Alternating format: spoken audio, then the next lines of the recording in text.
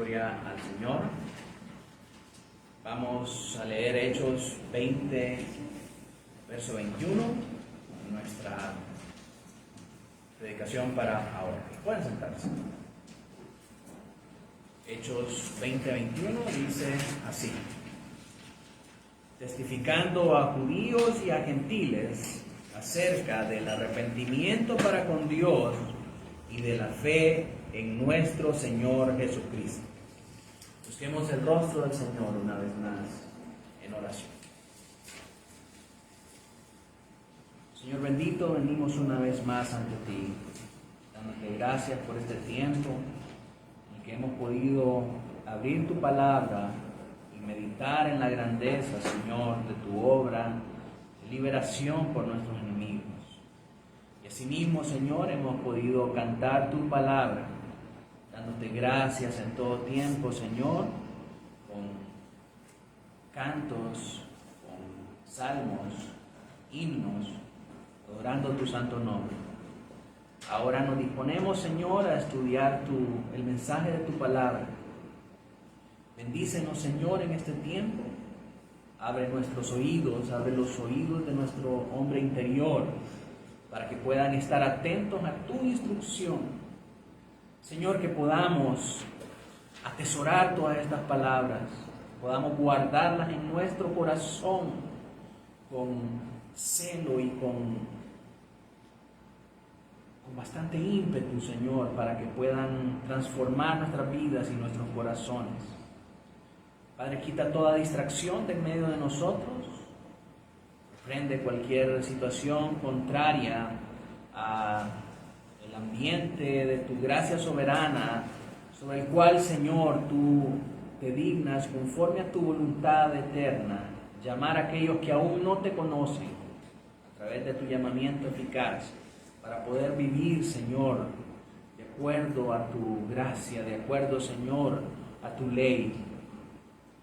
Permítenos, Señor, ser siervos que escuchan esta enseñanza y que la ponen por obra. No oidores olvidadizos, Señor, que salen de acá y nunca más se vuelven a acordar de tu instrucción. Señor, tu palabra es vida, tu palabra es agua que limpia nuestro ser de toda inmundicia. Tu palabra es medicina a nuestros huesos. Tu palabra, Señor, es pan al hambriento.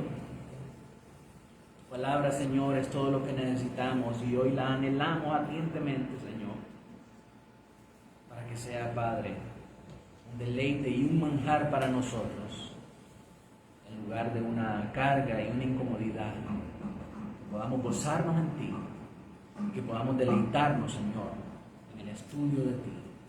En el nombre de Jesús oramos. Amén y amén. Anteriormente estudiábamos que la aljaba, de donde sale la flecha de la fe, es la gracia soberana de Dios, así como también el arrepentimiento. El suelo donde crece el árbol del arrepentimiento es la gracia soberana de Dios. Así también es la aljaba donde sale esa flecha de la fe. Recuerde usted que son dos cosas que hemos venido estudiando, el arrepentimiento y la fe, porque son las dos cosas que nosotros necesitamos para poder alcanzar la salvación. En este sentido, explicamos que la gracia de Dios a través del nuevo nacimiento es lo que le faculta a un hombre para que pueda tener fe. Sin la gracia de Dios, para que un hombre pueda nacer de nuevo, ningún hombre puede tener fe. Es necesario que nazcamos de nuevo para que nosotros podamos tener fe. Y esto es así porque sin que antes venga el nuevo nacimiento que proviene estrictamente de la gracia soberana de Dios, antes de eso, el hombre está muerto en sus delitos y pecados. Es necesario que Dios venga y vivifique su vida para que este hombre pueda tener fe. Un muerto es incapaz de sentir, es incapaz de pensar, es incapaz de hablar, es incapaz de hacer nada, es incapaz de responder al llamamiento de Dios. Por lo tanto, es necesario que Dios venga y vivifique su corazón, vivifique su vida, para que ese muerto viviente pueda responder a ese llamamiento de parte de Dios.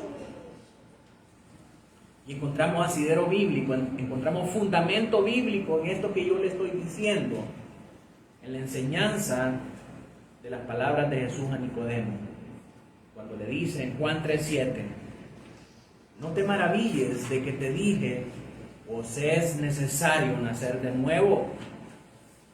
Y aunque esa era una enseñanza quizás revolucionaria para aquel tiempo, Jesús justifica que sus palabras se basan en algunas premisas que dio anteriormente en ese mismo capítulo.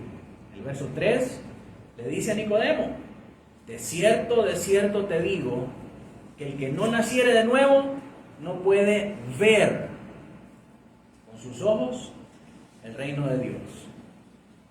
El que no naciere de nuevo no puede ver el reino de Dios. ¿Por qué? Porque está muerto en sus delitos y pecados. Entonces, cuando nace de nuevo, es capaz de ver las cosas espirituales que anteriormente no veía. Si usted va por la calle y le dice a un hombre impío, si se va a la feria de Lagas y le dice a todos los impíos que andan ahí bebiendo y haciendo un montón de situaciones contrarias a la ley de Dios, y si usted le dice, si no te arrepientes te vas a ir al infierno, esa persona se va a reír de usted en su cara. ¿Por qué? Porque mientras ande en sus delitos y pecados, está muerto. Está espiritualmente muerto y es incapaz de ver las cosas espirituales. Pero cuando la gracia soberana de Dios viene y opera el nuevo nacimiento en esa persona nace de nuevo y es capaz de ver las cosas espirituales que antes no veía, que antes le parecían gracia, que antes le parecían chiste. Y otra de las cosas que Jesús justifica en el verso 5 cuando dice, de cierto te digo, el que no nace del agua y del Espíritu no puede entrar en el reino de Dios. O sea que para poder entrar al reino de Dios, primero tenemos que nacer de nuevo. Es hasta que una persona nace de nuevo que puede tener fe en Cristo Jesús para poder heredar la salvación. ¿Por qué? Porque antes de eso estaba muerto en sus delitos y pecados y era incapaz de ver las cosas espirituales y de creer en Cristo Jesús. Por consiguiente, basados en esta enseñanza de Jesús, es adecuado que nosotros concluyamos este día que a menos que un hombre no nazca de nuevo, es imposible que tenga fe para poder entender las cosas espirituales, ni mucho menos para entrar en el reino de Dios. Eso es lo que dice Jesús. El que no nace de nuevo no puede ver las cosas espirituales, no puede ver el reino de Dios. Juan 3:3 y Juan 3:5, el que no nace de nuevo no puede entrar en el reino de Dios. Entonces, ¿qué es lo que Jesús está enseñando ahí? Que es necesario nacer de nuevo, primero, para después poder ver el reino de los cielos y entrar en él. Pastor, ¿y cómo podemos nosotros ver el reino de los cielos y cómo podemos entrar en el reino de los cielos? ¿Hay una puerta que hay que abrir y pasar por ella? No, la manera en cómo nosotros podemos ver las cosas espirituales y la manera en cómo nosotros podemos acceder a la salvación es a través de la fe. Pero esta fe no la podemos tener, como dice Jesús, a menos que nazcamos de nuevo. Así que primero es nacer de nuevo y después es tener fe. Por tanto, el nuevo nacimiento otorgado por Dios viene primero y después viene la fe. Mi intención esta mañana, hermanos, es que si a ustedes el día de mañana les preguntan ¿qué es primero? ¿Nacer de nuevo o tener fe? Ustedes puedan decir nacer de nuevo es primero y tener fe es después. Pero no solamente porque se lo memoriza como perico para andarlo repitiendo, sino que porque tiene base bíblica para demostrar que esto en efecto así es. Y ahora, ¿por qué es importante saber estas cosas? Porque hay una controversia en la actualidad que prevalece en el evangelicalismo moderno. En todas las iglesias protestantes que usted va a encontrar, casi en su mayoría, enseñan, y a nosotros mismos nos han enseñado, que para nacer de nuevo, primero hay que tener fe. Porque el nuevo nacimiento viene con la fe. Tenés que tener fe para nacer de nuevo. Y usted se va a encontrar con que es una discusión seria y concienzuda con la que nos encontramos muchas veces con muchas personas que han sido enseñados por tanto tiempo, o hemos sido enseñados, me incluyo ahí en el paquete, hemos sido enseñados por tanto tiempo que tenemos que tener fe para nacer de nuevo, porque nacer de nuevo es una obra de la fe. Así que es necesario que nosotros entendamos que la Escritura nos enseña que es al revés, que entendamos por qué y que miremos toda la evidencia bíblica, todo el consejo de la palabra de Dios, para que estemos absolutamente seguros de que esto en efecto es así. Si creemos eso, para nacer de nuevo, primero tenemos que tener fe, porque el nuevo nacimiento es por fe, enseñan muchas personas. El gran problema con eso es que si creemos que la fe viene antes del nuevo nacimiento, nosotros estamos contradiciendo muchas cosas. Nosotros estamos yendo en contra de toda la enseñanza de la Escritura. Estamos afirmando que la fe es antes del nuevo nacimiento. Ya le voy a explicar cuáles son las repercusiones. ¿Tiene eso? Por lo tanto, si alguien viene y dice, no, es primero el nuevo nacimiento y después la fe, con esa discusión está contradiciendo la lógica de muchas personas, de muchos teólogos incluso de renombre, y se está yendo en contra de años de enseñanza y de tradición que nos han mentido y que nos han remachado de que la fe es primero, de que la fe viene antes del nuevo nacimiento. Y es por eso que es necesario que nosotros podamos responder a la pregunta de una vez por todas: ¿qué es primero? ¿La fe o el nuevo nacimiento? ¿Es necesario tener fe para nacer de nuevo? ¿O es necesario nacer de nuevo para tener fe? Y en este cometido, lo primero que tenemos que hacer para desenmarañar todo ese hilo es definir bien qué significa cada cosa. ¿Qué significa la fe? ¿Y qué significa el nuevo nacimiento? Ahora, hay muchos teólogos que se dan a la tarea de definir estos términos. Por ejemplo, Wayne Grudem, un teólogo que no es reformado, pero que es muy claro en sus enseñanzas y es muy bíblico en la manera en cómo él presenta muchas cosas, define la fe de esta manera. Dice Wayne Grudem: la fe es la confianza o la dependencia de Dios basada en el hecho de que le tomamos a Dios su palabra y creemos en lo que Él ha dicho. Wayne Grudem dice: la fe es tener la certeza absoluta de que lo que Dios dice es cierto y que nosotros tomamos por absoluto, verdadero y totalmente cierto eso que Dios dice. Y esta definición que da Wayne Grudem es consistente con la palabra griega que nosotros encontramos para fe en la Biblia, que es la palabra pistis, la palabra creer. Se refiere precisamente a eso, a creer a Dios, a creer en Dios de una manera desabrida y de una manera totalmente dependiente de que lo que Dios dice es una verdad que no puede ser negada ni cuestionada. Por otro lado, Grudem también dice que el nuevo nacimiento es esto. Dice: el nuevo nacimiento es un acto secreto de Dios en el que nos imparte nueva vida espiritual. Teológicamente, este término del nuevo nacimiento también se conoce como regeneración, el proceso por el que Dios regenera el corazón. Un corazón que antes estaba depravado, ahora viene a ser un corazón que responde a los afectos divinos. Por eso se llama regeneración. Y encuentro que esta definición que da Wayne Grudem acerca del nuevo nacimiento también es congruente con lo que dice la Biblia, como lo que la Biblia llama la obra regenerativa de Dios. La Biblia habla de esto tanto en el Nuevo Testamento como en el Antiguo Testamento. Ya vamos a ver más adelante algunos pasajes en el Antiguo Testamento en donde Dios ya había prometido esta obra de regeneración, esta obra de nuevo nacimiento. Y ahora que sabemos qué es cada cosa, ahora que sabemos qué es la fe y qué es el nuevo nacimiento, ¿se recuerdan? La fe es la dependencia en esa verdad de Dios y que esa verdad es real y es incuestionable. El nuevo nacimiento Es el acto secreto que Dios hace en nuestra vida, por el cual cambia nuestro corazón depravado por un corazón que es capaz de responder a los afectos divinos, capaz de responder a Dios.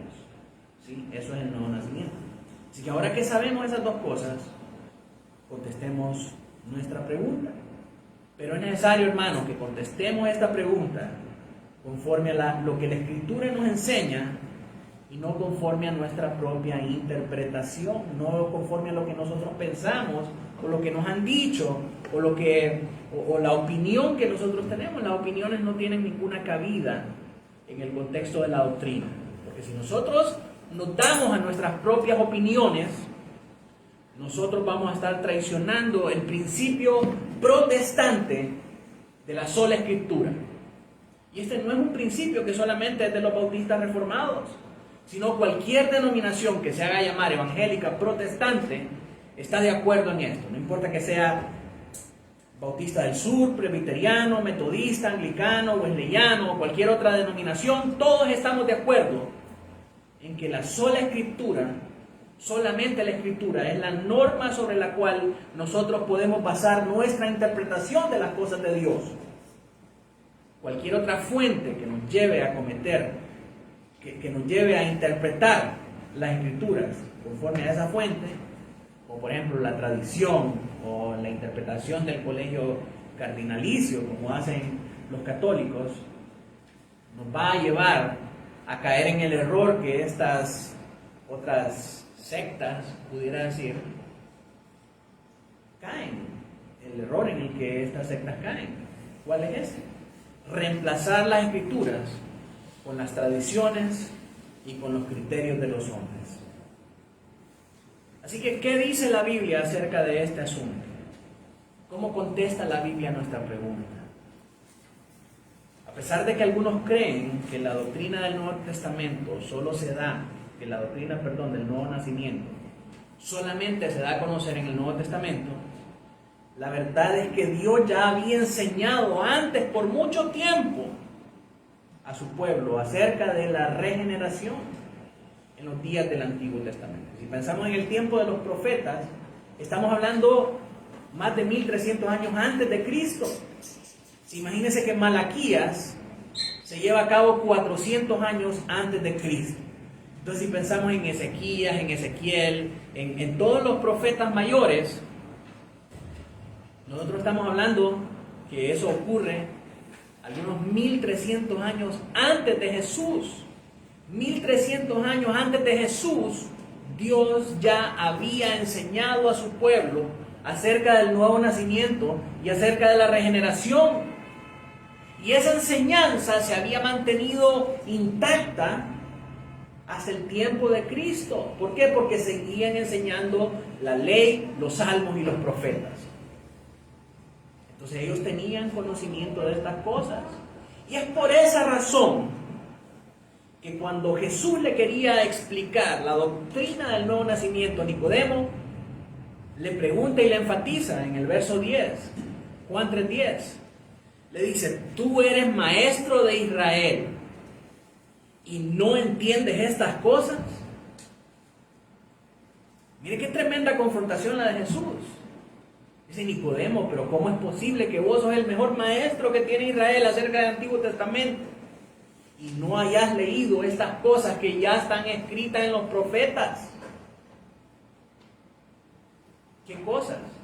Que el Señor iba a llevar a cabo un nuevo nacimiento en la vida de las personas. Por lo tanto, cuando Jesús le dice: te es necesario nacer de nuevo, Nicodemo tenía que haber sido capaz de conectar esas palabras de Jesús con lo que los profetas habían dicho acerca de nacer de nuevo. ¿Qué es lo que los profetas decían? Miren lo que los profetas decían. Jeremías 24:7. Dice Jeremías 24:7: les daré un nuevo corazón para que me conozcan, porque yo soy el Señor, y ellos serán mi pueblo, y yo seré su Dios, pues volverán a mí de todo corazón. Jeremías dice en su profecía que Dios les iba a dar un nuevo corazón que fuera capaz de responder a Dios. Esta obra de crear un nuevo corazón es lo que Jesús se está refiriendo como un nuevo nacimiento. Es lo que los teólogos llaman regeneración. Y mira, estaba ahí en Jeremías, tantos años antes de Cristo. En Jeremías 31, 33, cuando Jeremías, este capítulo de Jeremías, si usted mira en su Biblia, el capítulo 31, usted va a ver que tiene un título ahí que dice el nuevo pacto. Es cuando Dios reveló el nuevo pacto a Israel. Imagínense desde Jeremías, desde el tiempo de Jeremías. Y mire lo que dice: porque este es el pacto que haré con la casa de Israel después de aquellos días, declara el Señor. Pondré mi ley dentro de ellos y sobre sus corazones las escribiré. Entonces yo seré su Dios y ellos serán mi pueblo. El verso 24 dice que Él les va a dar un nuevo corazón. O sea, Él les va a dar un nuevo nacimiento. Y una vez que tengan un nuevo nacimiento, en el capítulo 31 está diciendo, con ese nuevo corazón, adentro de ese nuevo corazón, yo voy a escribir mi ley, para que ellos sean capaces de obedecer mi ley. Luego en el capítulo 32 dice nuevamente, vuelve a decir el Señor, y les daré un solo corazón, un solo camino, para que me teman siempre, para bien de ellos y de sus hijos después de ellos. Otra vez dice, yo les voy a dar un nuevo corazón. O sea, yo los voy a hacer nacer de nuevo. Ezequiel 11:19, ya este es otro profeta. Ezequiel 11:19 dice, también lo mismo que el Señor había revelado en Jeremías. Yo les daré un solo corazón y pondré espíritu nuevo dentro de ellos. Ese proceso por el cual nosotros venimos a recibir el Espíritu de Dios y un corazón que pueda ser obediente a la ley de Dios es el proceso del nuevo nacimiento. Por lo tanto, Nicodemo, cuando leyera estos pasajes, tenía que haber interpretado que Dios tiene la capacidad de transformar la naturaleza del hombre dándole un nuevo nacimiento. Pero honestamente no sé qué estaba haciendo Nicodemo ni qué estaban haciendo los de Israel cuando leían estos pasajes y no podían entender las cosas que el Señor habla ahí. Por eso es que Jesús le dice, y vos sos el maestro, vos decís que sos el gran rabino de Israel y no sabés estas cosas. Y entonces empieza a conectar Jeremías 24, Jeremías 31, Jeremías 32, Ezequiel 11:19 y Ezequiel 36 del 26 al 27.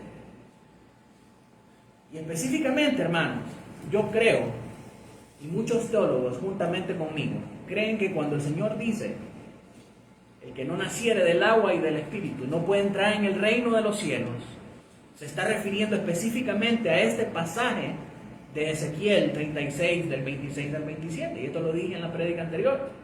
Mire lo que dice acá. Entonces les rociaré con agua limpia y quedaréis limpios de todas sus inmundicias y de todos sus ídolos les limpiaré. Además les daré un corazón nuevo y pondré un espíritu nuevo dentro de ustedes. Quitaré de su carne el corazón de piedra y les daré un corazón de carne. Pondré dentro de ustedes mi espíritu y haré que anden en mis estatutos y que cumplan cuidadosamente mis ordenanzas. Dios no está diciendo acá que va a repartir agua y que va a sumergir en agua a todos los israelitas. Está diciendo que a través de la obra del Espíritu Él los va a limpiar de todas sus inmundicias y de todas sus impurezas para darle un corazón nuevo. Entonces cuando Jesús dice que no naciere del agua y del Espíritu, no puede entrar, no está hablando de que es necesario bautizarse para entrar en el reino de los cielos, sino está hablando de esta agua que limpia, por la cual el Señor, en el nuevo nacimiento, nos iba a despojar de todas las inmundicias y de toda la carnalidad y de todo el pecado para que nosotros pudiéramos entrar en el reino de los cielos. Nicodemo tenía que haber sido capaz de relacionar las palabras de Jesús con lo que estaba diciendo Ezequiel. Pero su corazón estaba tan endurecido, estaba muerto en sus delitos y pecados, que las palabras del Señor no podían traer vida en su corazón. Por eso el Señor le dice, os es necesario nacer de nuevo. Porque si Nicodemo nacía de nuevo, si el Señor le otorgaba en su gracia soberana el nacer de nuevo, Nicodemo iba a saber que lo que Jesús le estaba diciendo ya estaba escrito en los profetas. Iba a saber por qué. Porque a esto se refirió Jeremías cuando hablaba acerca del nuevo corazón. Porque a esto se refirió Ezequiel cuando hablaba acerca del nuevo corazón. Pero mientras el Señor no hubiera hecho esa obra en Nicodemo, Nicodemo no sería capaz de comprender esas cosas. Ahora, hay un denominador común que usted va a ver en todos estos versículos que leímos. Hay una cosa que tienen en común todos estos versículos. Y esto es que Dios es el responsable. Dios es el que concede el nuevo nacimiento, el nuevo corazón, el nuevo espíritu. Todas esas cosas ocurren porque Dios las va a dar. Usted leyó conmigo ahí, Dios está diciendo: yo le voy a dar un nuevo corazón. Yo voy a escribir su ley en sus corazones. Yo les voy a dar un nuevo espíritu. Yo les voy a dar la capacidad para responder a mis leyes. Dios es el que está tomando el protagonismo y la responsabilidad de hacer estas cosas en el corazón del hombre. No es el hombre. Es la soberanía del Señor la que efectúa este cambio glorioso en nuestro ser interior. Es Dios solamente el que puede ser responsabilizado y al que se le puede atribuir esta obra del nuevo nacimiento en su corazón.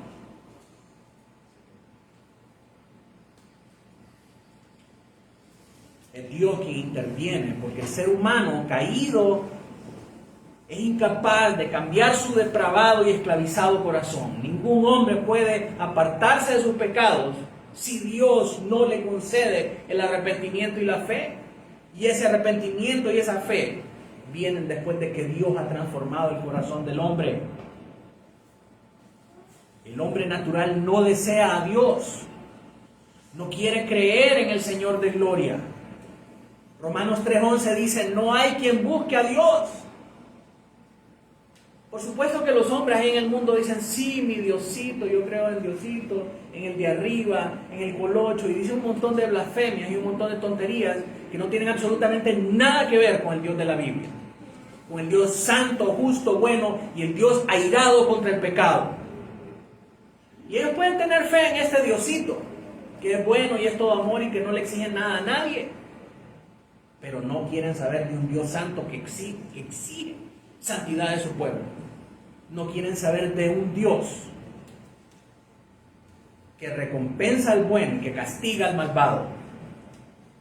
Y usted les dice: no todos van a ir al cielo, solamente van a ir al cielo los que tienen la fe en el Señor.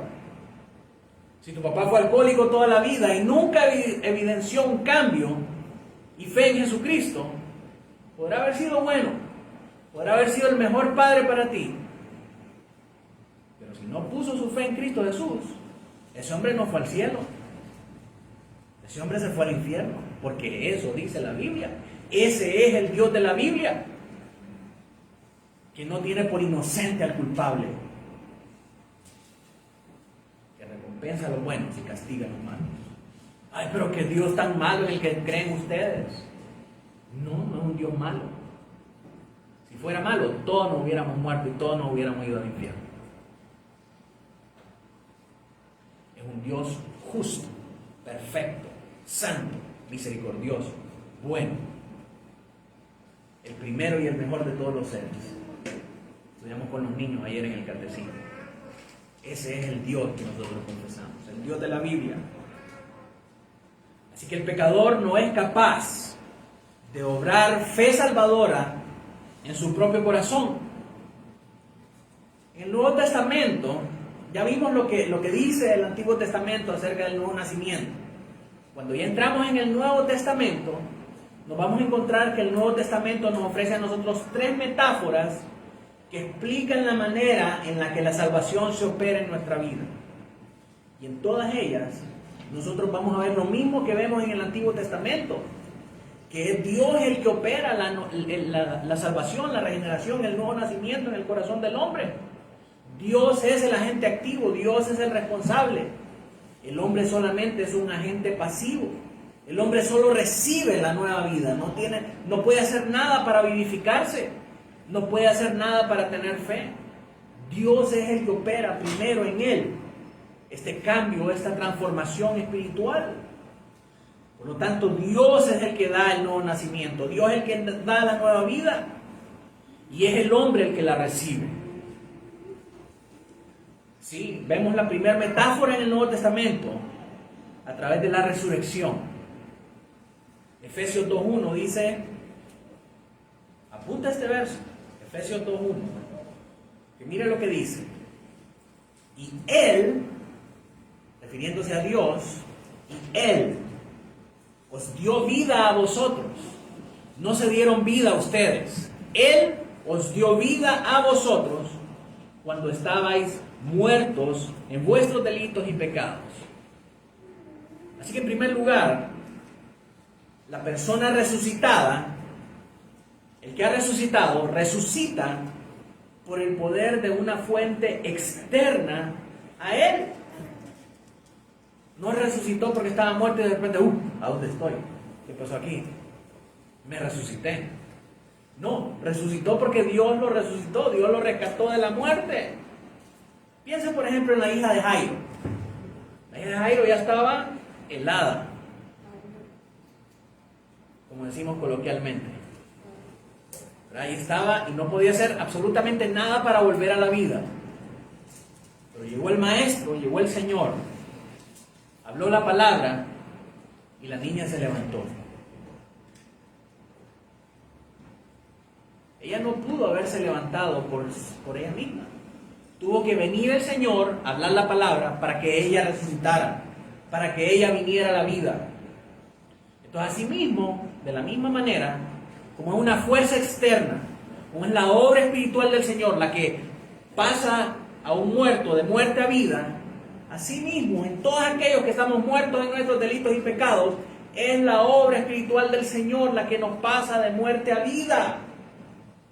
No es algo que nosotros hacemos. La segunda analogía o la segunda metáfora que encontramos acerca del nuevo nacimiento en el Nuevo Testamento es la de la nueva creación, la nueva criatura. Y en este contexto dice 2 Corintios 5 del 17 al 18, de modo que si alguno, este se lo sabe usted hasta de memoria, lo ha recitado, lo ha cantado, lo ha declamado, lo ha escrito, ha hecho obras, de todo. Dice, de modo que si alguno está en Cristo, nueva criatura es.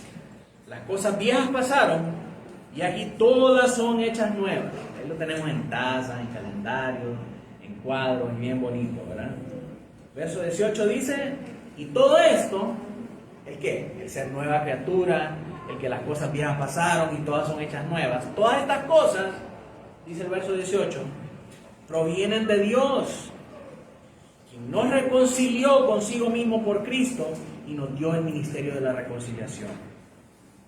En segundo lugar, una persona creada depende de un poder externo.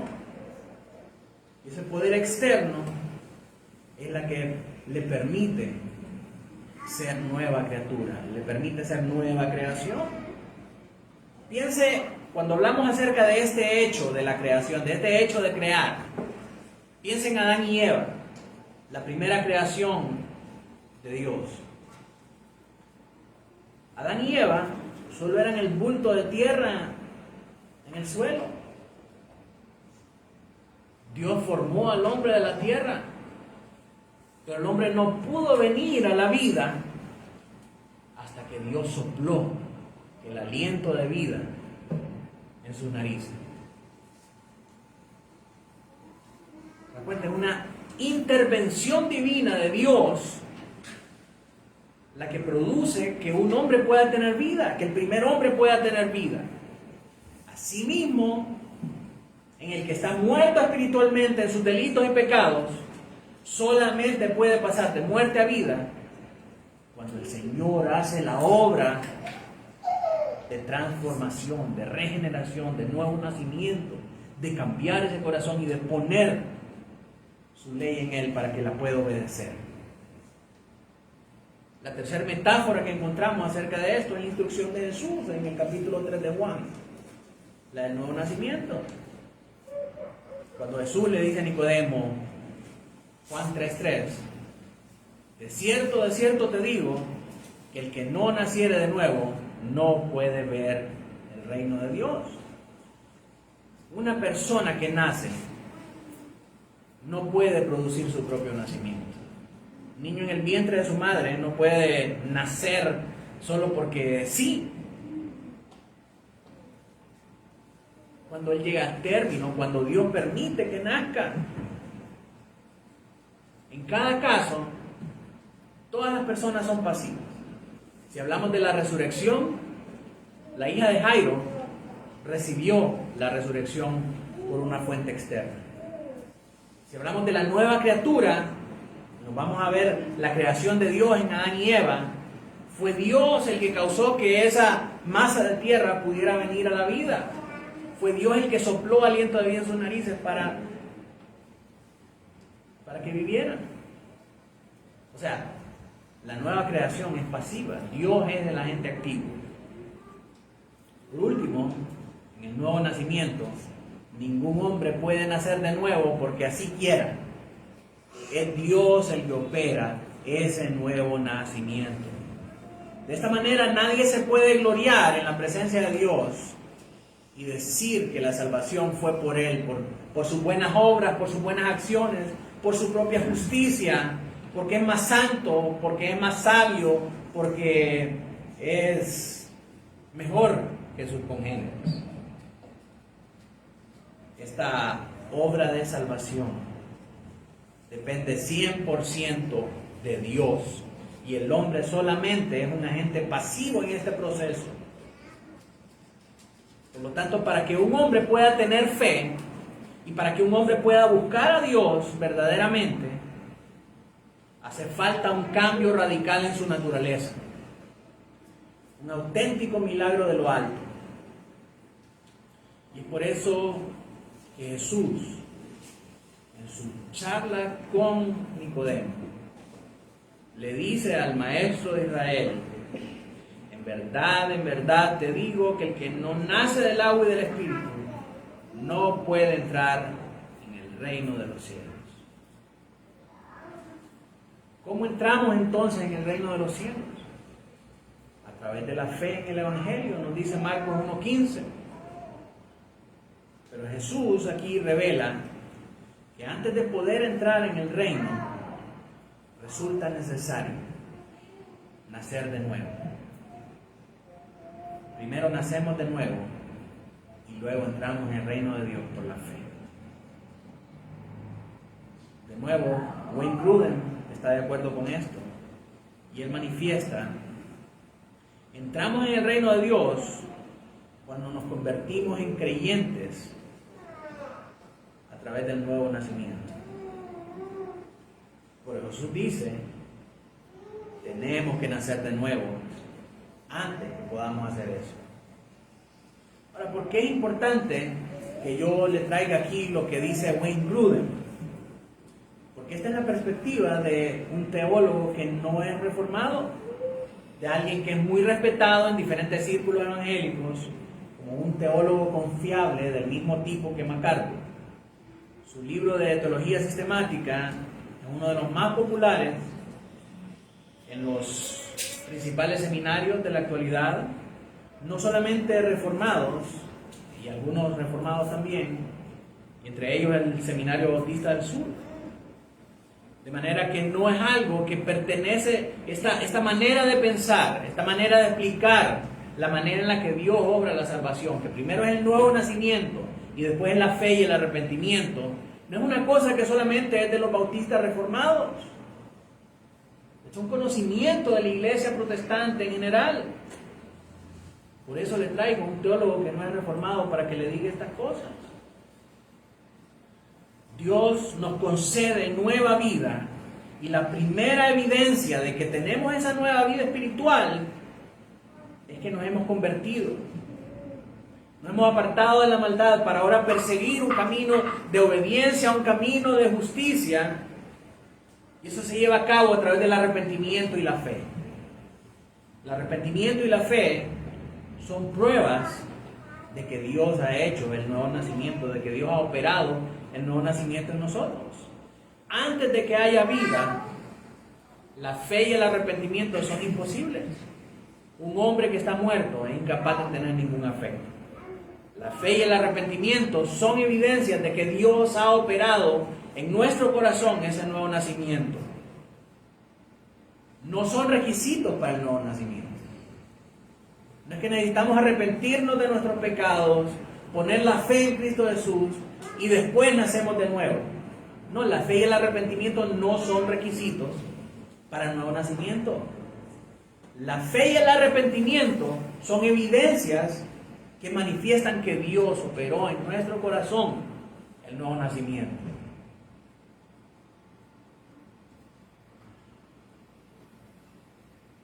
Porque el nuevo nacimiento, mis hermanos, no depende de ninguno de nosotros. Ninguno de nosotros puede elegir nacer de nuevo.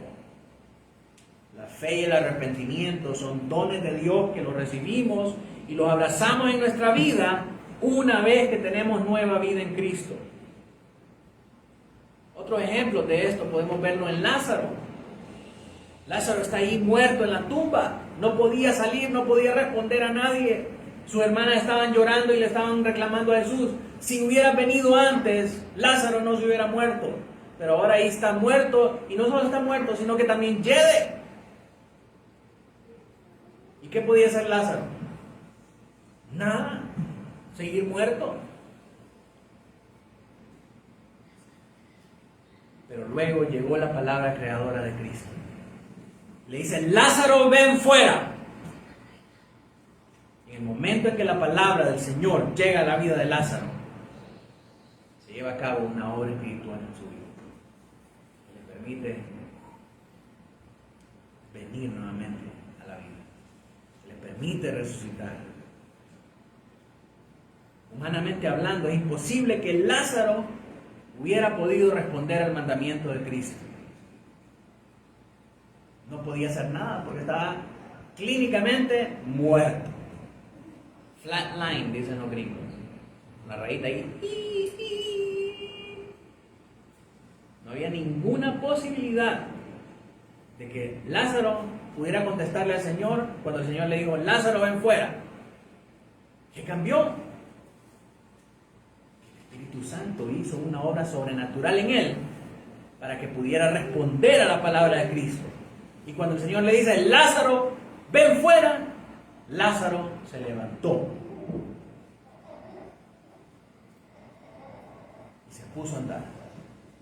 Y ahora después llama a los otros y le dicen: desátenlo, y ahí lo atienden ustedes. Pero si el Señor no opera una obra sobrenatural en el corazón de Lázaro, en la vida de Lázaro, Lázaro hubiera sido incapaz de responder a la palabra de Jesús. En la salvación del pecador sucede exactamente lo mismo que con la vida de Lázaro. La nueva vida es esta regeneración, es este cambio de corazón. Dios regala una nueva vida con este cambio de corazón. E inmediatamente las obras que hace esa persona que ha nacido de nuevo es arrepentirse de sus pecados y poner su fe en Cristo Jesús. ¿Por qué? Porque ahora ya está vivo. Porque ahora tiene una nueva vida espiritual. Ahora tiene un corazón que puede responder y hacer caso y obedecer a la ley de Dios. Entonces, con ese nuevo corazón sí es capaz de arrepentirse de sus pecados y decir: realmente yo he sido malo. Yo pensaba que era bueno, pero realmente soy malo. Ahora necesito un Salvador. Necesito poner mi fe en Cristo Jesús. ¿Por qué no pudo ser capaz de hacerlo antes? Aunque haya llevado cursos del Carnegie, charlas de motivación, de esto y de otro, ¿por qué no pudo hacerlo antes? Porque estaba muerto, porque no tenía el corazón necesario para obedecer la ley del Señor. Ahora que sí lo tiene, ahora puede arrepentirse de sus pecados y puede poner su fe en Cristo Jesús. Pone a andar porque Cristo ya le concedió la vida espiritual. No es por nada que el Nuevo Testamento describe la regeneración como una resurrección entre los muertos. Y ahora, la evidencia bíblica es abrumadora. Podemos seguir viendo ejemplos todo el día. Considere algunos otros pasajes adicionales, 2 pasajes más.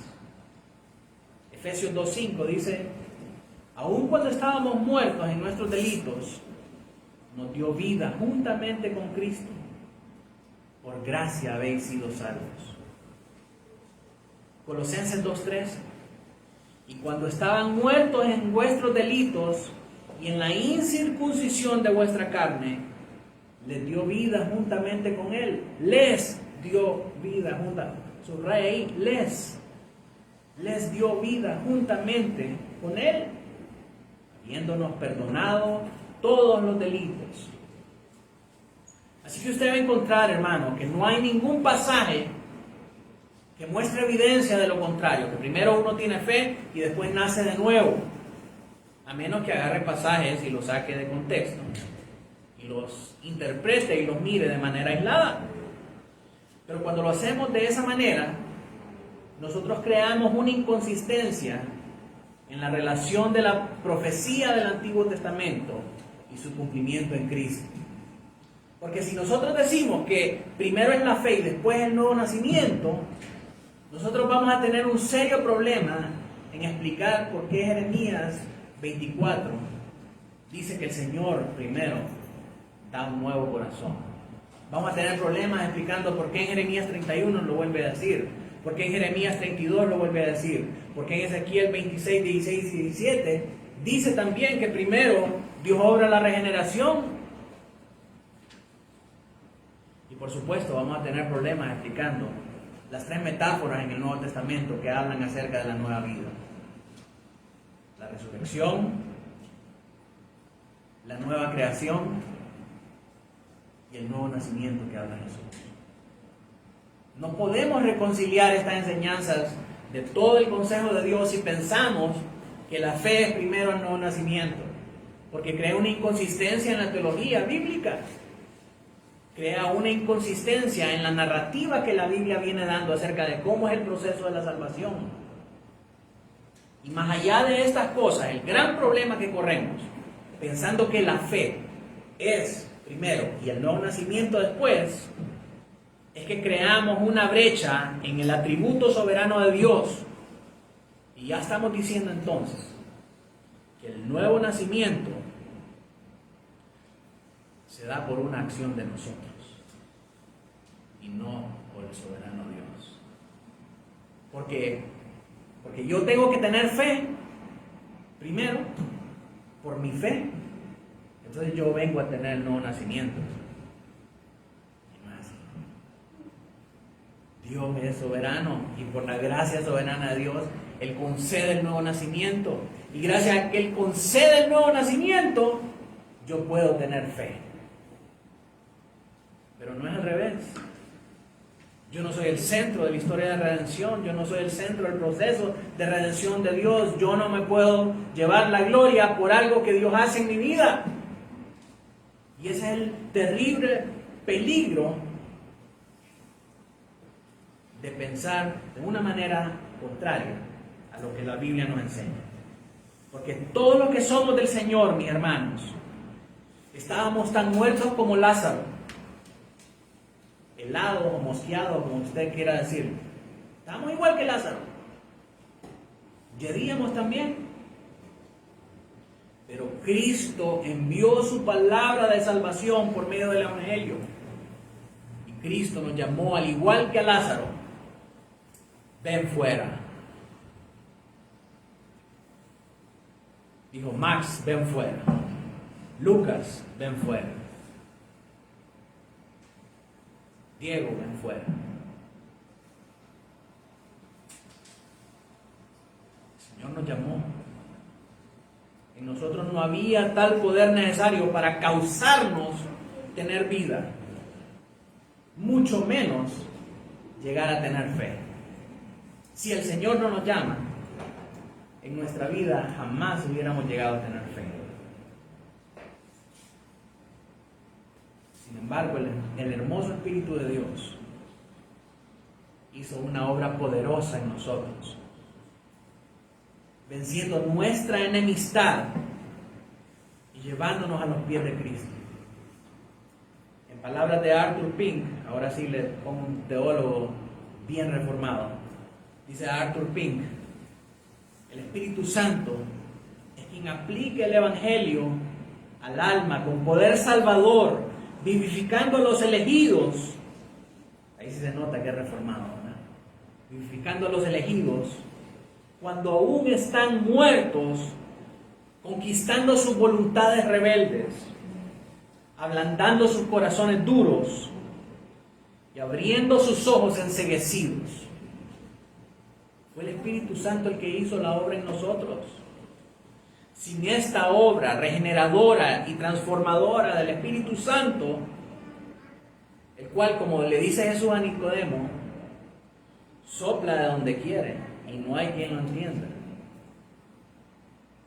Sin esta obra no podemos ejercer ninguna clase de fe en el Señor Jesucristo.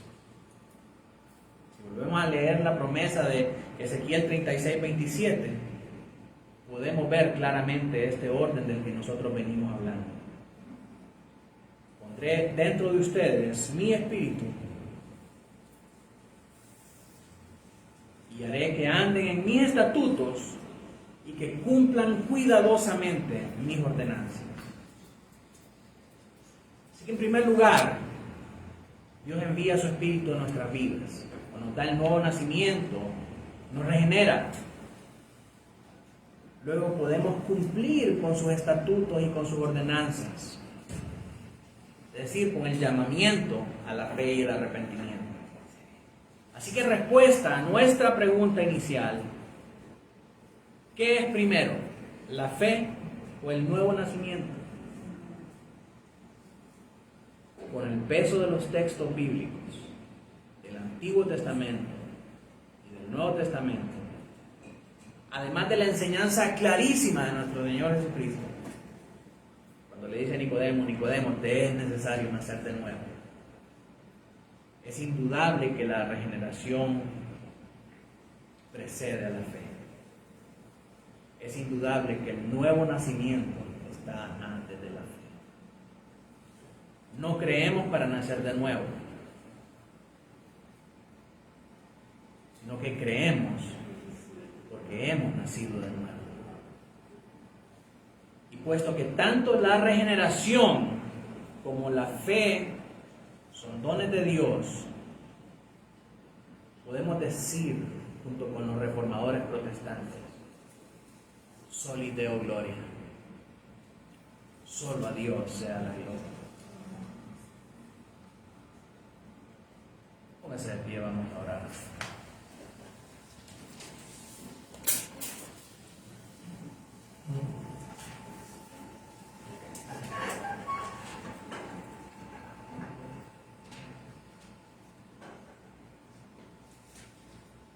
Amado Dios, Padre Celestial, damos gracias porque, siendo nosotros muertos en nuestros delitos y pecados, siendo hijos de ira y maldición, totalmente apartados de tu gloria, incapaces, Señor, de reconciliarnos contigo y de querer, Señor, tu justicia y tu bondad. Tú tuviste a bien, por medio de tu gracia soberana, Señor, enviar a tu Espíritu Santo para transformar cada uno de nuestros corazones, para pasarnos de muerte a vida, Señor, para quitar ese corazón de piedra y darnos un corazón de carne, capaz de responder a tus afectos, capaz de ser obediente a tu ley, capaz de sentir desagrado, Señor, por las cosas que tú condenas. Gracias, Señor, porque si tú no hubieras tomado esa iniciativa, si tu Espíritu Santo no hubiera obrado a nuestro favor con poder, con autoridad, autoridad por encima del pecado, nosotros hoy no tendríamos ninguna esperanza. Si hubiéramos muerto, Señor, con certeza hubiéramos ido al infierno.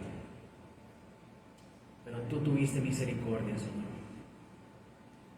Cuán grande y cuán glorioso es tu nombre en toda la tierra.